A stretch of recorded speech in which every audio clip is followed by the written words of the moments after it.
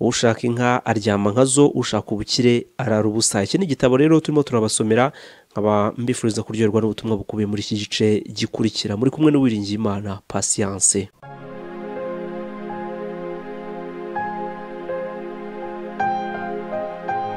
Reka noneho tuvuge ku ihinduka ryuzuye ry'imikorere. Ndacyavuga mu izina ry'umwanditsi Dieudonné Damour. Mu mujyi wa Karlstad ntuyemo, umusore muto yakoraga ubucuruzi bwe mu buryo budashimishije. Yari umusore ufite uburebure, yarize, yambara neza, yiyubashye ndetse anafite urwego rushimishije rw'ingufu. Yaritangaga ku kazi ke akanagakorana umuhate, ariko ubucuruzi bwe ntibwagendaga neza. We na shebuja bombi ntibari bishimiye uko ubucuruzi bwabo bwagendaga, ku buryo shebuja yatekereje kumureka akigendera. Uwo musore yari afite ubwanwa bwo hasi n'ubwo hejuru bwinshi, ni nka biriya bita Rastafari. Yatekerezaga ko bikurura abantu kandi bikamutandukanya n'abandi. Nyamara abakiriya benshi mu babajijwe batangaje ko umusatsi mwinshi, cyane cyane ubwanwa, bifatwa nk'aho ari ibintu bidasanzwe ku muntu. Byongeye kandi kubera ko ubwanwa buri kuri 1/2 cy'isura y'umuntu, babufata nk'aho ari ikirango gihishe isura.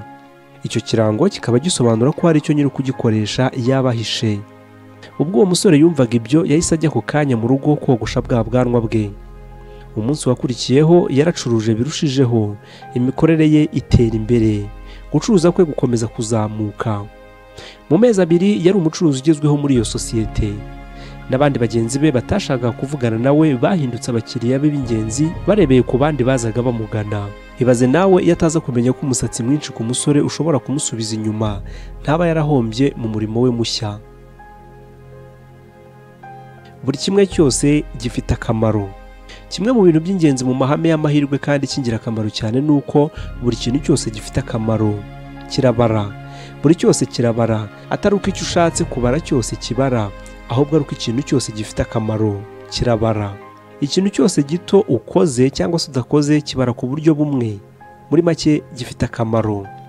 Ikintu cyose kirafasha cyangwa kikababaza. Ikintu cyose hari icyo cyongera cyangwa kigakuraho. Ikintu cyose kikwerekeza ku ntego zawe cyangwa kikakuyobya. Buri kimwe cyose rero gifite akamaro. Burya utuntu duto tubyara twinshi. Ushobora we kwibaza ko ntacyo tuvuze, ariko burya nitwo tuba dufite urufunguzo rw'inzira igana ku ntsinzi yawe. Bityo rero ntukagire icyo usiga inyuma. Fata umwanya wiga abantu mukorana, urebe imyambarire yabo. Niba uri umukozi wo hasi, gerageza kwambara ku rwego rw'ugukuriye. Nubikora gutya uzabona bagenzi bawe baje kugufasha kandi ubundi batari kubitekereza. Aha niho uzabona amahirwe yo kuzamuka mu ntera, kandi amarembo azagenda afunguka buhoro buhoro. Ihagarareho ubwawe. Impamvu imwe ituma isura iba y'ingenzi ni uko igihe ugaragara nk'intangarugero bidasubirwaho kuri wowe ubwawe ndetse no muri bizinesi, wiyumvamo ubudashyikirwa. Iyo witegereje uruhande rwawe ukamenya ko uri umwe mu bantu bambaye neza aho uri, wiyumvamo icyizere kamere cy'ibyishimo, cy'ubwemere ndetse no kwihagararaho. Urikunda kandi ukiyubaha birushijeho. Nk'umusaruro bivuyemo rero ukunda abandi kandi ukabubaha. Uba wihagazeho, uba ufite ikinyabupfura n'icyubahiro kuri bo mu myitwarire yawe. Iyo wambaye nk'uwatsinze utekereza, ukiyumva ndetse ukanakora nk'uwatsinze koko.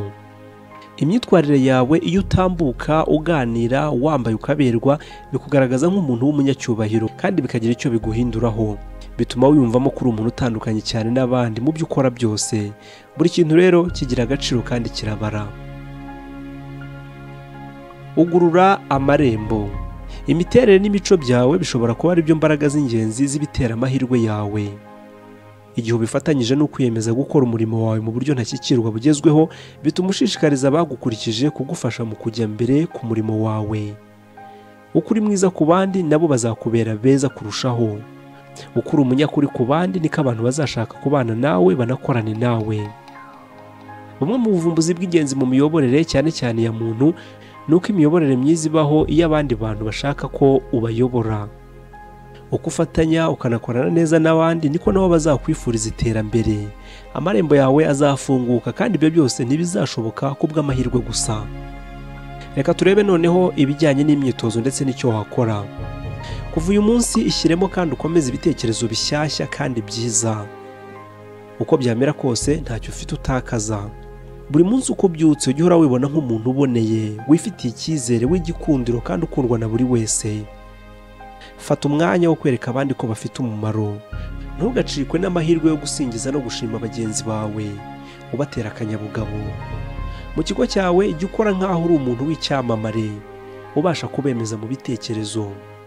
Bigerageze kugera igihe ubigezeho. Fata iki gitabo ndi kugusomera ujye ukibaganirizaho kenshi ndetse ubashe no kumva imitekerereze yabo. Ambara nk'umunyamahirwe, wambare nk'umuherwe w'igihe kizaza, kuko abantu barakureba cyane bakagufata nk'uko wambaye cyangwa ubagaragarira inyuma. Ubu umuntu w'umunyabisubizo wuzuye urangajwe imbere no kubona ibisubizo. Igihe cyose hari ikibazo ako kanya tangira kuvuga ibyerekeranye n'uburyo gishobora gusubizwa aho kumera nka wa wundi ushinja abandi. Fatanya n'abandi, jya ushaka buri gihe uburyo wafasha bagenzi bawe kandi utange n'inkunga yawe. Umutwe wa 7, reka turebe noneho ku ihame rya 6 rivuga ko imibanire n'abandi ari ngombwa. Zahabu ishimishije y'ubuzima bw'umuntu nyakuri ni ibikorwa bye bitibagirana by'ubugwaneza n'urukundo rwe asiga mu mitima y'abandi. Ubwiza n'ingano by'imibanire yawe n'abandi nibyo bizagena ubukire cyangwa se ubukungu bwawe kuruta ibindi byose. Mu gice kirangiye wize uburyo bwinshi bushoboka bwo kuba waba umunyakuri, umuntu ubona ibyiza imbere ye ndetse n'ukundwa n'abandi. Muri iki gice cyo rero uriga uburyo bugaragara bwo kwagura umuyoboro wawe wo kugera ku bandi n'imibanire yawe nabo. Iyi ngamba izagufasha kuzamura amahirwe yo kuba wahura n'abantu ukeneye ku gihe nyacyo, ubona amakuru nyayo n'amahirwe menshi kuri wowe. Itegeko ry'imibanire risobanura imwe mu ngingo z'amahirwe ikomeye mu bikorwa byose. Rigira riti imibanire ni ngombwa. Uko bamwe mu bantu bakuzi bagutekerezaho neza niko uzagira amahirwe n'ibihe byiza byo kugera ku ntego zawe. Buri mpinduka ikomeye mu buzima bwawe izajya ibaho kubera abantu uziranye nabo. Niba ushaka kugera ku ntego zihambaye uzakenera ubwitabire n'ubufatanye mu bikorwa byawe abantu benshi batandukanye. Akenshi icyerekezo cy'ubuzima bwawe kizahindurwa n'ijambo risanzwe, inama cyangwa se igikorwa gisanzwe cy'umuntu akugiriye. Uko ugira imibanire myiza n'abandi nuko urushaho gufasha abo mubana niko uzarushaho kwiyugururira amarembo. Itegeko ry'imibanire mu bikorwa. Inshuti yanjye yitwa Rihaye twiganye muri kaminuza ya Zhongshan yatangije ubucuruzi bw'inkweto mu ruganda rw'isoko ririmo ihangana rikabije ry'aho bita Guangzhou. Yari akeneye gusohora amafaranga menshi, atangira kwitabaza amabanki yaho muri Guangzhou yitwaje igenamigambi ya bizinesi ye. Amwe muri ayo mabanki aramuhakanira amubwira ko bizinesi ye nta na rimwe izatsinda ngo imugeze ku iterambere, ko nta nyungu babibonamo. Nyamara kubera umuhate, kudacika intege, we yabonaga imbere he heza cyane. Yatangiye ibikorwa bye byinshi byo kwagura ubukungu bwe agendeye ku hantu yari atuye. Nibwo ahamagaye ku mabanki ari kure cyane yayo.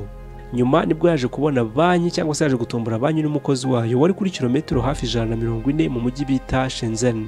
Uwo muntu rero yakunze uwo mushinga we maze yiyemeza kumuguriza amafaranga yari akeneye yose ngo yagure umushinga we. Ubu ni umwe mu bantu bameze neza kandi babakire mu Bushinwa. Namubajije niba yarigeze atekereza na rimwe kureka gukomeza gushaka amafaranga yari akeneye. Yarambwiye ati ntibishoboka na gato. Nari nzi ko nimvugana n'abantu benshi nzabona amafaranga ahagije. Nari nariteguye gusura amabanki menshi ndetse nkajya no mu yindi mijyi niba nabona n'umukozi wa banki ufite imyitwarire myiza yo kunkemurira ikibazo nari mfite cy'amafaranga, mbese abashe kumpa amafaranga nari nkeneye. Burya ngakeza karigura. Uru ni rwo rufunguzo rw'amahirwe na kimwe mu bice bikomeye by'ubukire. Ibuka itegeko ry'icyerekeranya rivuga riti uko ugerageza ibintu byinshi bitandukanye niko uzabona ibyiza by'ukuri uzagerageza mu gihe cya nyacyo. Iryo tegeko rigendera neza n'imibanire y'abantu. Uko uza abantu benshi niko ukuza amahirwe yo guhura n'umuntu ukeneye kandi uzagufasha mu bintu byose uzaba ukeneye. Ashobora kutaba umuntu umwe ahubwo bakaba benshi bagiye bafite ubuhanga mu bintu bitandukanye kandi ukeneye. Niba ibyo bikubayeho rero ni ibintu bisanzwe kandi niko bizahora. Ntago ari kubw'amahirwe nk'uko abantu benshi babitekereza. Abantu bakomeye mu muryango nyarwanda wacu ku ngero zose nabazi ndetse bazwi n'umubare munini w'abandi bantu bakomeye nakwita abakire. Nyamara ariko uwo ni nk'umukino w'inkoko n'amagi. None se umukire arabanza akaba umukire akabona kumenyana n'abandi bakire, cyangwa se barabanza bakamenyana n'abandi bakire noneho nabo bagakira nyuma? Ukuri nuko byose cyangwa se uburyo bwose bushoboka. Ikosa rimwe abantu bakora nuko batekereza ko nibamara guhura n'abandi bakire bazabavomamo ubwenge bwabo, inama ndetse n'ubukire bwabo. Ibyo nyamara ntabwo bikorwa igihe kirekire. Mu nzira ndende ntushobora na rimwe gufata cyangwa se kugera ku kintu utaruhiye ngo kibe umusaruro wawe bwite cyangwa se impano yawe ku giti cyawe. ikintu kitari icyawe burya aba atari icyawe. Turebe ku ngingo ivuga ku gushingira ku bikurura abantu. Itegeko rukuruzi bishoboka ko ari rimwe mu mategeko y'ingenzi ageza abantu ku mahirwe y'ubuzima. Nta shiti ko umuntu wese ahamagara mu buzima bwe abantu cyangwa se ibintu bikubiye mu bitekerezo bye. Ikinyuranyo cy'itegeko rukuruzi rya muntu ni itegeko murekuzi rigira riti wabimenya utabimenya wirukana abantu cyangwa se ibintu bitari mu bitekerezo byawe. Ibihe byinshi utekereza ku bintu byiza kandi bigushimishije ubuha imbaraga Imana zo kugushakira ibyo bintu wifuza ngo bikugezeho. Niba utekereza ibintu bibi kandi bitagufitiye akamaro, ubwo uri guha ingufu Imana yawe ngo igushakire ibyo bintu ibikwegereze. Burya amababa n'inyoni biragendana. Abantu bakunda gukurikira cyangwa se kubana n'abandi bantu bakunda abantu. Muri buri kigo cyangwa entreprise abantu bafite ibyo bahuriyeho usanga baziranye. Ntushobora kubabeshya igihe kinini. Gushyiraho itegeko ry'ingufu ziziguye. Ibi bituma tugira amahirwe akomeye cyane. Itegeko ry'ingufu ziziguye. Iri tegeko rivuga ko ubona ibyo ukeneye mu bandi bantu kenshi na kenshi mu buryo buziguye cyangwa se uburyo buri indirect kurusha ku buryo butaziguye cyangwa se bwa buryo bita direct. Mu by'ukuri niba ushaka kwegera abandi bantu ngo bagufashe cyangwa se ngo mufatanye mu buryo butaziguye, ugomba kwitonda kugira ngo batagufata nk'umusazi. Kuko ushobora gusanga ubigijeyo utabishakaga. Nyamara niba ukoresha itegeko ry'ingufu ziziguye uzashimishwa cyane n'ibyo uzageraho mu rugendo rwawe rwo kuba umukire nawe. Urugero, niba ushaka kugira inshuti nyinshi ni gute ushobora gukoresha iri tegeko ry'ingufu ziziguye? Biroroshye cyane. Tekereza cyane kandi byimazeyo ku kuba inshuti nziza y'abandi. Gira amatsiko y'ubuzima bwabo. Babaza ibibazo kandi utege amatwi ibyo bagusubiza. Umenye gushyikirana nabo. Gira amatsiko yo kumenya ibibazo byabo bibahangayikishije ndetse n'uburyo babayeho. Tekereza uburyo bwo kubafasha kandi ubibaganirize. Iyo ushyira ingufu mu kuba inshuti nziza niko uzagira inshuti nyinshi kurushaho. Uzakurura abantu mu buzima bwawe nk'inzuki n'ubuki. Urashaka ko abantu bakwemera? Uburyo bubi bwo kubikora ni ugukoresha uburyo butaziguye ugerageza kubiyegereza, naho uburyo bwiza cyane ni ubuziguye. Uko wemera abandi cyangwa se bakwemeza mu bikorwa byabo ni nako uhora ugira amatsiko n'ubushake bwo kubigerageza. Nawe rero bizakubaho nubigenza gutyo. Abantu bazagira amatsiko y'ibikorwa byawe ari benshi. Burya buri muntu wese yagira igikorwa yakoze gisanzwe cyangwa kidasanzwe. Iyo rero uhuye n'umuntu mushya bwa mbere, akazi kawe nako gushakisha ibyo yaba yarakoze bisanzwe cyangwa se bidasanzwe kugira ngo ubishyire ahagaragara. Gerageza kubabaza icyo bakora, gute babigezeho, inzira banyuzemo. Abakora ubucuruzi ubabaza uko ubucuruzi bwabo bumeze. Niba wumva neza kandi ugakurikira mu kiganiro, abo bantu bazakubwira ibyerekeranye n'ibyiza bahura nabyo mu bukire bwabo ndetse n'ibibazo bahura nabyo. Igihe hagize ukubwira ko hari ibyo bagezeho kandi bishimiye, nawe ujye ubyishimira kandi ubibabwire amaso ku yandi. Kuko buri umwe wese burya akunda gushimwa. Buri wese akunda gushimwa. Abantu bakunda gushimirwa no guhembwa kubera ibyo bagezeho. Bigira umuco mu buzima bwawe bwo gushaka no kumenya ibyo abandi bagezeho kandi ubibashimire cyangwa se ubibahembere. Hari umunyasuwede tuziranye kandi utuye bugufi y'urugo rwacu. Afite akamenyero ko kohereza buri mwaka binyujije mu iposita amakarita yanditseho amagambo ngo turabashimiye. Abayoherereza rubanda cyangwa se abaturage. Buri mwaka afata amazina y'abantu yamenyanye nabo. Ari abagore n'abagabo bamukunda kandi bakamwubaha, akaboherereza ubu butumwa. Abo yandikira nanjye ndimo, tuba twishimiye ko yamenye ko hari uburyo twageze ku musaruro ushimishije buri mwaka. Utarawugize ushobora no kwishimira ko urangije umwaka amahoro nta burwayi. Akenshi twishimira ko atwibuka kandi turabimukundira. Nyuma naramwegereye ndamubaza nti ni gute wakira kumva ko ushimwa n'inshuti zawe nyinshi? Yanshubije ko ntacyo yakoze gihambaye, kwicyazi ari uko buri wese ashima igikorwa cye cya buri munsi n'icya buri cyumweru. Igihe uboherereje ubutumwa buvuga ngo turabishimiye, bahita ku kanya babihuza n'ibyo bishimiye muri icyo gihe barimo. Ashobora kuba ari akazi keza, amafaranga bungutse, umwana bungutse mu muryango n'ibindi bibafitiye akamaro. Mu gihe ukoresha rya tegeko ry'ingufu ziziguye, uzahora ushaka uburyo ushimira abandi. Ari ku byo bakora, ku byo bagezeho, imyambarire, uburyo biyitaho, ibyemezo bafashe ndetse n'ibikorwa n'amafaranga bungutse. Mu muryango wacu, ni ukuvuga umuryango nyarwanda, kera wabwiraga umuntu uti ndabona warabyibushye, ukumva arishimye. Ubu byarahindutse, ugomba kugendana n'igihe tugezemo. Ubu bigezweho no gushimagiza uvuga uti urasa n'uwahorose. Nubwo byaba atari ukuri, abantu bashimishwa buri gihe ko hari umuntu wabitayeho. Kubera iki? kubera ko buri wese yishimira kuba abereye ijisho agaragara neza. Ibyo bikaba bituma rero umuntu yumva afite umubiri urambutse, ateye ubwuzu kandi wuzuye hose. Nta muntu n'umwe utazishimira ko abandi bamubona neza. Gushimisha imwe mu nkingi y'ubuzima bwa muntu. Gushimisha ni imwe mu nkingi y'ubuzima bwa muntu. Urifuza ko abantu bakubaha? Iyi ni imwe mu nkingi muzikenewe mu buzima bwawe. Buri gihe icyo ari cyo cyose ni ukugarurirwa icyubahiro uba wahaye abandi, cyangwa se mu by'ukuri kudatakaza icyubahiro cyabo nawe wubashye. Ubwo rero niba wifuza ko abantu bakubaha, icyiza ni uko wowe wabanza ukabubaha. Muri make bikaba nk'umwitangirizwa. Twavuye mu gihe cyo kugenda wakira, ubu turi mu gihe cyo kugenda utanga. Ubundi abantu bateye imbere, abo twita abakire cyangwa se abaherwe, bahora bashaka uburyo bwo gukora ibintu bakorera abandi. Igihe kinini cy'abantu b'intakoreka ndetse n'icy'abantu batanezerewe niba usanga bategereza ko abandi babanza kubakorera by'umwitangirizwa. Baba bifuza guhabwa mbere y'uko bashyiramo cyangwa se bagira icyo bakora. Nibabanza umpe nirire. Iyo myitwarire ibangamira itegeko ryo kubiba ndetse no gutema, no kuvuga gutera ndetse no gusarura imyaka. Ntushobora gusarura mu gihe urimo kubiba imyaka. Ugomba bwa mbere kwita ku kugeza cyangwa se gutera ibitekerezo byiza, ingingo nziza n'imyumvire myiza mu bo mubana ndetse n'abandi bose. Urabizi nk'itegeko rusange ko ibyo bintu bizakugarukira mu bihe byawe by'ingenzi biri imbere. Turacyasoma igitabo Ushaka inka aryama nkazo, ushaka ubukire arara ubusa. Ni igitabo cyanditswe na Dieudonné Damour. Kwitanga cyangwa se gufasha abandi wowe ubwawe. Iyi ngingo reka tuyivugeho. Itegeko ryo gutanga, urundi rufunguzo rw'amahirwe, ruravuga ruti uko witanga wowe ubwawe udategereje igihembo cyangwa se inyungu, niko bizakugarukira biturutse aho utateganyaga. Abantu benshi bakora ikosa ryo gutekereza ko ibintu byabo bizabagarukira biturutse kubo baba barabifashije. Ibyo nyamara ni gake bikunze kubaho ko uwagiriye neza akwitura neza wamugiriye. Igihe uhaye umuntu ku bushake bwawe, byaba igihe cyawe, amafaranga cyangwa se umutima mwiza, ni gake uwo muntu azabikwishyurana umutima mwiza.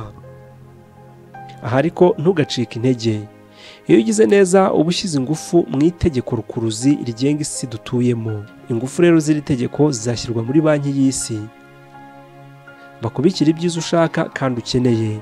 Nibijya kuza kuri wowe, bizaturuka mu bandi bantu batandukanye kandi mu gihe nyacyo no mu mwanya wakugenewe. Kuki ibi bigomba kubaho? Biroroshye kubyumva. Iyo ukoreye umuntu ikintu cyiza, bituma wiyumvamo ubutwari kandi bigatuma witekerezaho neza. Iyo myumvire iremereye itewe n'ubwihagararo bifite ireme bigutera imbaraga zidasanzwe. Uhinduka umunyembaraga mu gusangwa n'abantu, ndetse n'imigambi wari ufite ikagerwaho nta mbogamizi. Ibyiza bigatangira kukugeraho. Hari ikintu mu gufasha abandi. Iyo ubaha wowe ubwawe ibyo bakeneye, bituma nawe ubwawe wumva ko uri umuntu mwiza. Mu by'ukuri uba uri umuntu wubatswe ku buryo ushobora kwishima igihe uzi ko urimo gukora ikintu gituma haba ikinyuranyo cy'ukuri mu buzima bw'abandi bantu. Ukuri ni uko wunguka cyane kandi kenshi kuruta uwo wafashije cyangwa se abantu wakoreye neza. Uhindura imbaraga z'urumuri cyangwa z'Imana zigukikije mu buryo bwiza ukoresheje gufasha abandi. Ukwirakwiza ingufu za rukuruzi mu buzima bwawe, wigarurira abantu cyangwa se ibintu utatekerezaga ko bishobora kukubaho cyangwa se kubitegura. Gushyira mu bikorwa ihame ryo kutiheba. Ihame ryo kutiheba rikora mu buryo budasanzwe. Hano hari urugero. Tuvuge ko utwaye imodoka uva i Butare ujya i Kigali. Ufite imodoka, urimo urihuta cyane, ariko uhise ubona umukecuru uhagaze iruhande rw'umuhanda ananiwe kandi anarwaye. Nubwo ufite aho ugiye hihutirwa cyane, utsinze kutihangana, uhagarika imodoka yawe kugira ngo ufashe uwo mukecuru. Uramufashije, umugejeje ku bitaro biri hafi aho. Ashatse kukwishyura ariko urabyanze, umwifurije gukira neza, umusezeyeho, uhise ukomeza urugendo rwawe.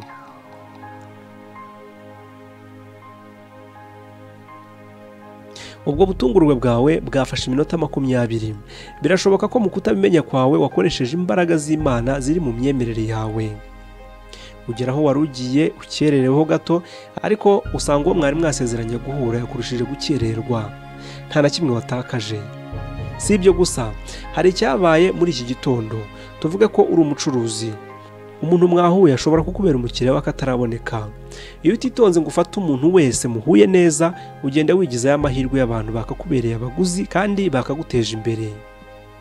Burya amafaranga ntavuga kandi abayafite siko bose babigaragaza. Abenshi bibaza ko gukira ari amahirwe. Oya, si amahirwe, ahubwo ni amategeko cyangwa se ihame tugenderaho. Gukira neza ibyo ari byo byose bitera kwishima kandi bikagutera ibihe byiza imbere yawe. Kutiheba no kugira ukwemera muri wowe ni igikorwa kidasanzwe mu buzima.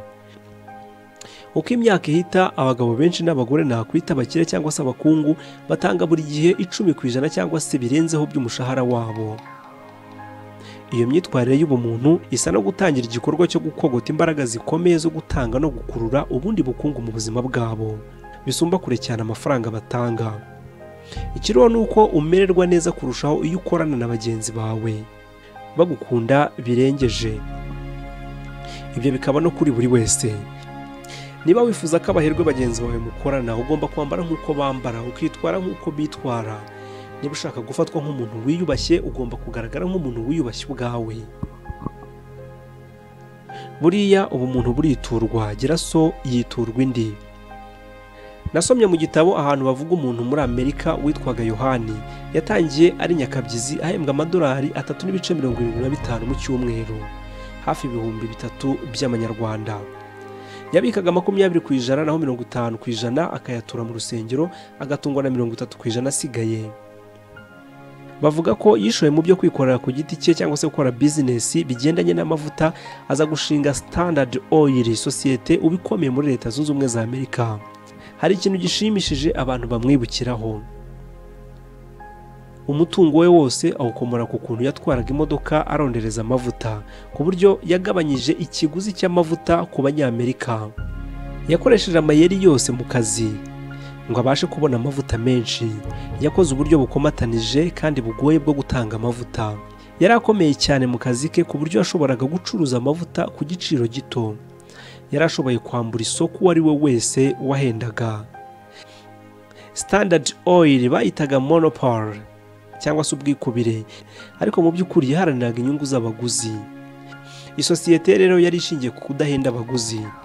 Uko inyungu ze ziyongeraga cyane, yibagiwe icyifuzo cye yatangiriyeho cyo gusangira inyungu n'abandi. Muri we yamye aharanira gushora amafaranga mu bintu bihenze, aza gusanga atakigira umwanya kubera kwaguka kw'ibikorwa bye. Ageze ku myaka 52, Yohani yari we muherwe wa mbere ku isi, ariko yaramaze kumugara atakibasha guhagarara, umubiri we ugenda utakara. Abaganga be baje kumubwira ko asigaje amezi make ku isi. Amezi yarasigaye ntabwo yari arenze umwaka. Yari yarakoze igihe kinini kandi yaravunitse cyane. Ikindi ntiyari yariyitayeho kuko naho yavurwaga ntacyo bamumariraga. Abonye ko agiye gupfa nta kundi, yiyemeza gusubira kuri gahunda ye y'ibanze. Atangira gutanga ku mafaranga ye. Agurisha imigabane mu isosiyete ye, abona $500,000 z'amadolari. Ashinga umuryango ufasha abatishoboye, atangira gushora amafaranga ku bintu bihenze yemeraga kuva kera. Icyabaye gitangaje, uko yatangaga amafaranga niko yasubiraga kuba muzima, akira bwa burwayi. Bishoboke ko ubumuga bwe bwaje gukira. Uko yitangiraga abatishoboye, atanga amaturo mu nsengero, ashinga imiryango, afasha imiryango ikeneye amafaranga, niko yagiraga ubuzima bwiza, akira uburwayi, aranezerwa, atangira kwizera ibyiza. Ariko kandi sosiyete ye yakomeje kwaguka. Igice yasigaranye cyazamuye agaciro ku buryo bwihuse kurusha agifite isosiyete yose. Yabayeho imyaka 92. Ubwo yitabaga Imana yari amaze gutanga miliyari 100 z'amadolari. Ariko kitazibagirana n'ukuntu yari akize cyane mu bihe bye bya nyuma, amaze kugurisha igice cy'inyungu ku myaka 52, akagiharira ibikorwa by'ubugiraneza. Gutanga rero bisumba guhabwa.